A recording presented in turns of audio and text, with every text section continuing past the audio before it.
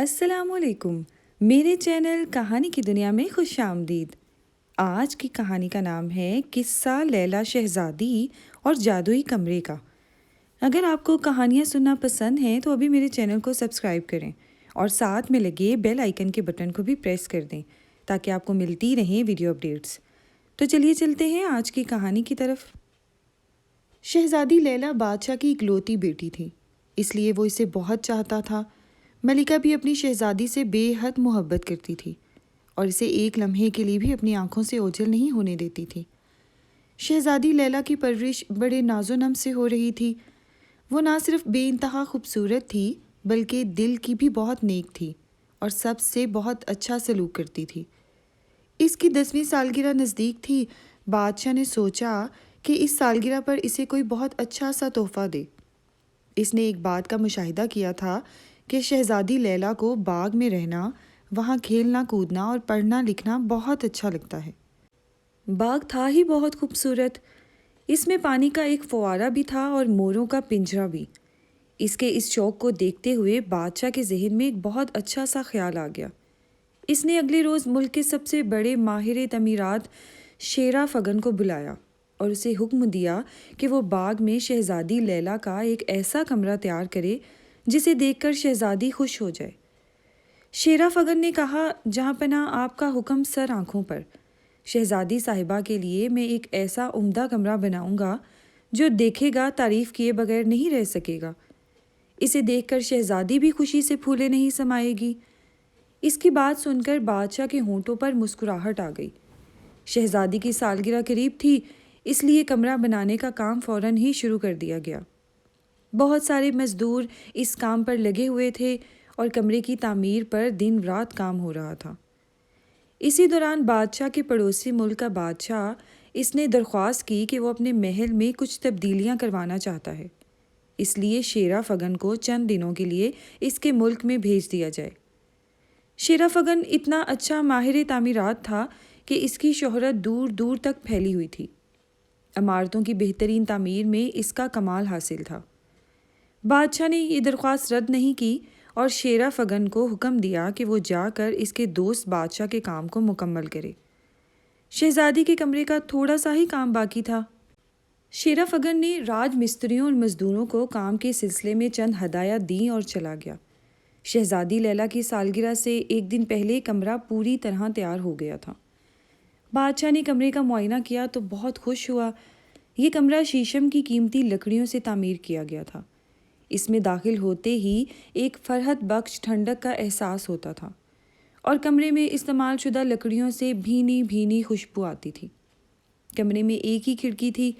اس کھڑکی کے اوپری حصے پر کسی دھات کی چھوٹی چھوٹی رنگ برنگی نلکیاں لٹکی ہوئی تھیں۔ جب کھڑکی سے ہوا اندر داخل ہوتی تو ان نلکیوں سے ٹکرا کر جل ترنگ بجنے کی آوازیں پیدا ہوتی۔ اس میں کوئی خاص تکنیک استعمال کی گئی تھی جو بادشاہ کو تو سمجھ میں نہیں آئی، مگر وہ شیرا فگن کو داد دیے بغیر نہ رہ سکا۔ کمرے میں ایک چھوٹا سا قیمتی اور خوبصورت بستر تھا جس پر ریشم کا گدا اور تکیے تھے۔ 3 چھوٹی بڑی کرسیاں ایک میز کے گرد رکھی تھیں۔ کونے میں ایک چھوٹی سی الماری بھی تھی۔ شہزادی نے جب اتنا خوبصورت کمرہ دیکھا تو اس کی خوشی اس کی آنکھوں سے ظاہر ہونے لگی۔ اس نے بادشاہ کا بہت شکریہ ادا کیا کہ اس نے اس کی سالگرہ پر اتنا شاندار کمرہ بنوا کر دیا ہے۔ اس کی سالگرہ بہت دھوم دھام سے منائی گئی اور اس میں وزیروں اور رئیسوں نے اپنی بیوی بچوں کے ساتھ شرکت کی۔ سالگرہ والے روز شہزادی کا کمرہ اس کے حوالے کر دیا گیا تھا۔ شہزادی نے بادشاہ سے کہہ دیا تھا کہ وہ اب اسی کمرے میں رہا کرے گی۔ بادشاہ نے اس پر کوئی اعتراض نہیں کیا۔ اس نے سپاہیوں کے افسر کو بلا کر ہدایت کر دی کہ شہزادی کے کمرے کے باہر پہرے داروں کی تعینات کر دی جائے۔ اس افسر نے 12 سپاہی شہزادی کے کمرے کی حفاظت کے غرض سے لگا دیے۔ رات کو کھانے کے بعد شہزادی لیلا بادشاہ اور ملکہ کے ساتھ اپنے نئے اور خوبصورت کمرے میں آئی۔ وہ بہت خوش تھی۔ اس کو خوش دیکھ کر بادشاہ اور ملکہ بھی بہت خوش ہوئے۔ تھوڑی دیر بیٹھ کر وہ دونوں واپس محل میں چلے گئے اور شہزادی کھڑکی کے پاس آ کر باہر دیکھنے لگی۔ کھڑکی سے پورا باغ نظر آ رہا تھا۔ باغ میں چاروں طرف طرح طرح کے خوشنما پھول کھلے ہوئے تھے۔ درختوں پر پھل لگے ہوئے تھے۔ رات ہونے کی وجہ سے تمام پرندے اپنی اپنی گھونسلوں میں جا چکے تھے۔ دن ہوتا تو شہزادی انہیں بھی چہچہاتا ہوا دیکھتی۔ کھڑکی میں سے باغ کا یہ حسین و جمیل منظر دیکھ کر شہزادی مسحور ہو کر رہ گئی تھی۔ کچھ دیر بعد اسے نیند نے آ لیا اور وہ اپنے بستر پر آ کر سو گئی۔ اس کی آنکھ صبح ہی صبح کھل گئی تھی۔ وہ بستر سے پاؤں لٹکا کر بیٹھ گئی اور کھڑکی سے باہر دیکھنے لگی۔ مگر یہ کیا؟ کھڑکی میں اسے محل کے قریب بہتا ہوا دریا نظر آیا۔ دریا میں اسے کشتیاں بھی تیرتی نظر آئیں۔ ان میں سوار مچھیرے مچھلیاں پکڑنے میں مصروف تھے۔ خوف کی ایک سرد لہر شہزادی کے جسم میں دوڑ گئی۔ اسے اچھی طرح سے یاد تھا کہ رات سونے سے پہلے وہ کھڑکی میں سے باغ کا نظارہ کر رہی تھی۔ اس نے جو پھولوں کے پودے اور پھلوں کے درخت دیکھے تھے اسے اچھی طرح سے یاد تھے۔ اب اسی کھڑکی میں سے دریا کا منظر دیکھ کر وہ حیران و پریشان ہو گئی تھی۔ اس نے جلدی سے جوتے پہنے اور بھاگی بھاگی بادشاہ کے پاس آئی۔ اس نے جلدی جلدی بادشاہ کو ساری بات بتائی۔ اس کی بات سن کر بادشاہ مسکرانے لگا۔ اس نے سوچا شہزادی نے کوئی خواب دیکھا ہوگا۔ اس کی بے یقینی شہزادی نے بھانپ لی تھی۔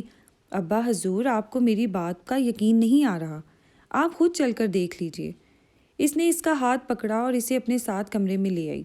کمرے کے چاروں طرف سپاہی پہرا دے رہے تھے۔ بادشاہ کو دیکھ کر انہوں نے اسے تعظیم پیش کی۔ شہزادی اور بادشاہ جب کمرے میں داخل ہوئے تو شہزادی کے منہ سے ایک ہلکی سی چیخ نکل گئی۔ کھڑکی میں سے اب اسے محل کے قریب جو پہاڑیاں تھیں وہ نظر آ رہی تھی۔ پہاڑیوں پر بے تحاشا جھاڑیاں اگی ہوئی تھی اور چند چرواہے وہاں اپنی بھیڑ بکریاں چرا رہے تھے۔ بیٹی، تم تو کہہ رہی تھی کہ کھڑکی میں سے دریا کا نظارہ نظر آ رہا ہے، مگر یہ تو پہاڑ ہیں۔ بادشاہ نے شہزادی سے کہا۔ اس وقت دریا ہی نظر آ رہا تھا۔ شہزادی بے بسی سے بولی، چلو اب محل چلتے ہیں، دربار کا بھی وقت ہو رہا ہے، یہاں پھر بعد میں آئیں گے۔ بادشاہ نے شفقت سے شہزادی کے سر پر ہاتھ پھیرتے ہوئے کہا۔ شہزادی سوچ میں ڈوبی اس کے ساتھ چل پڑی۔ محل میں پہنچ کر بادشاہ تو دربار میں چلا گیا۔ شہزادی نے پوری داستان ملکہ کو سنا دی۔ ملکہ کو یقین تھا کہ شہزادی جھوٹ نہیں بولتی۔ وہ سوچ میں پڑ گئی کہ کیا معاملہ ہے۔ تھوڑی دیر بعد وہ بولی، مجھے کچھ گڑبڑ لگ رہی ہے، اب تم اکیلی اس کمرے میں مت رہنا۔ شہزادی خود ڈر گئی تھی۔ وہ بھی اس جادو کے کمرے میں نہیں رہنا چاہتی تھی۔ شام ہونے سے پہلے بادشاہ تمام کاموں سے فارغ ہو گیا تھا۔ اس نے اپنے ساتھ ملکہ اور شہزادی کو لیا اور اس پر اسرار کمرے کی طرف آیا۔ وہ لوگ وہاں پہنچے تو بادشاہ کو بھی ایک بات کھٹکی۔ اسے اچھی طرح سے یاد تھا کہ صبح جب شہزادی کے ساتھ اس کمرے میں داخل ہوا تھا تو کمرے کے دروازے کے سامنے پانی کا فوارہ تھا۔ اب دروازے کے سامنے مور کا پنجرا نظر آ رہا ہے۔ بادشاہ نے اس بات کا تذکرہ شہزادی سے نہیں کیا کہ کہیں یہ بات سن کر وہ مزید نہ ڈر جائے۔ جب وہ تینوں کمرے میں پہنچے تو کھڑکی والا منظر بدل گیا تھا اور باغ میں لگے پھول پودے نظر آ رہے تھے۔ ابا حضور، دیکھا آپ نے، میں سچ کہہ رہی تھی نا؟ شہزادی لیلا نے بڑے جوش سے کہا۔ ہماری بیٹی جھوٹ نہیں بولتی، تم سچ ہی کہہ رہی تھی۔ اب ہمیں اس بات کی کھوج لگانا پڑے گی کہ کمرہ بار بار کیوں گھوم رہا ہے۔ جب تک ہم اس بات کا پتہ نہ چلا لیں کہ یہ کیا معاملہ ہے، ہمارا حکم ہے کہ اس کمرے کو بند کر دیا جائے اور چابی ہمارے حوالے کی جائے۔ بادشاہ کے حکم پر فوراً تعمیل کی گئی۔ شہزادی کے اس نئے کمرے کو تالا لگا کر چابی بادشاہ کی خدمت میں پیش کر دی گئی۔ بادشاہ نے سوچ لیا تھا کہ شیرا فگن سے اس سلسلے میں بات کرے گا۔ وہ تو پڑوس کے ملک میں اس کے دوست بادشاہ کے کام سے گیا ہوا تھا، اس لیے بادشاہ اس کا انتظار کرنے لگا۔ ایک ہفتے بعد شیرا فگن کی واپسی ہو گئی۔ بادشاہ نے اسے فوراً طلب کر لیا۔ وہ حاضر ہوا اور ہاتھ باندھ کر کھڑا ہو گیا۔ بادشاہ نے کہا، تم نے شہزادی کا کمرہ بہت اچھا بنایا ہے، مگر ایک بات سے ہم پریشان ہیں۔ تھوڑی تھوڑی دیر بعد اس کی سمت تبدیل ہو جاتی ہے۔ کھڑکی میں سے کبھی باغ نظر آتا ہے، کبھی پہاڑیاں اور کبھی دریا۔ اس کی کیا وجہ ہے؟ شیرا فگن نے ہاتھ باندھ کر عرض کیا، حضور والا، آپ کے ارشاد کے عین مطابق میں نے شہزادی صاحبہ کے لیے ایک بے مثال کمرہ بنانے کا سوچا تھا۔ چند سال پہلے میں ملک مصر گیا تھا۔ وہاں میں نے کل کا گھوڑا بھی دیکھا تھا۔ وہ گھوڑا ہوتا تو لکڑی کا ہے، مگر اس کے اندر لوہے کی گراریاں وغیرہ لگی ہوتی ہیں۔ اور ان کو چلانے کے لیے گھوڑے کی رکابوں میں کل پرزے لگائے جاتے ہیں جن کی وجہ سے وہ دوڑتا اور بھاگتا ہے۔ اس کام کا ماہر میرا ایک دوست تھا۔ میں نے کچھ عرصہ لگا کر اس سے اس ہنر کے بارے میں کافی معلومات حاصل کر لی تھی۔ میں جب شہزادی صاحبہ کا کمرہ بنانے لگا تو مجھے خیال آیا کہ مصر سے سیکھے ہوئے علم کو یہاں آزماؤں۔ میں نے اس کمرے کی بنیاد بہت ساری لوہے اور پیتل کی غراریوں پر رکھی اور ان کو کمرے سے باہر فرش پر لگی ہوئی بڑی بڑی پکی سیلوں سے منسلک کر دیا۔ کوئی شخص اگر ان سیلوں پر پاؤں رکھتا ہے تو کمرے کے نیچے لگی غراریاں حرکت کر کے کمرے کو تھوڑا سا گھما دیتی ہیں۔ کمرے کے باہر سپاہی چونکہ ہر وقت گشت میں مصروف رہتے ہیں اور اس گشت کے دوران ان کے قدم سیلوں پر پڑتے ہیں، اس لیے کمرہ بھی مسلسل حرکت کرتا رہتا ہے اور کھڑکی سے باہر کے مناظر تبدیل ہوتے رہتے ہیں۔ مجھے اچانک یہاں سے جانا پڑ گیا، ورنہ یہ باتیں میں آپ کو پہلے ہی بتا دیتا۔ اس کی بات سن کر بادشاہ بہت متاثر ہوا۔ شیرا فگن، تم واقعی بہت قابل اور ہنرمند ہو۔ ہمیں فخر ہے کہ ہماری رعایا میں تم جیسے لوگ بھی موجود ہیں۔ یہ سب تعلیم کا کمال ہے، اسی لیے تو کہتے ہیں کہ علم حاصل کرنا بہت ضروری ہے۔ اس سے انسان کے دماغ میں بہت اچھے اچھے خیالات آتے ہیں اور ان خیالات کو عملی جامہ پہنا کر وہ پوری دنیا کے انسانوں کی بھلائی کے لیے کام کر سکتا ہے۔ بادشاہ نے خوش ہو کر شیرا فگن کو ڈھیر سارے انعام و اکرام سے نوازا۔ پھر اس نے شہزادی لیلا کو بھی پورے کمرے کی تفصیل سے آگاہ کر دیا۔ یہ تفصیل سن کر شہزادی کا خوف بھی دور ہو گیا اور وہ مزے سے باغ کے اس گھومنے والے کمرے میں رہنے لگی۔ یہاں پر ایک بات کا تذکرہ ضروری ہے کہ قابل اور اچھے لوگوں میں لالچ بالکل نہیں ہوتا۔ یہی حال شیرا فگن کا تھا۔ اسے بادشاہ کی طرف سے انعام ملا تو اس نے اس انعام کو خود اپنے پاس ہی نہیں رکھا۔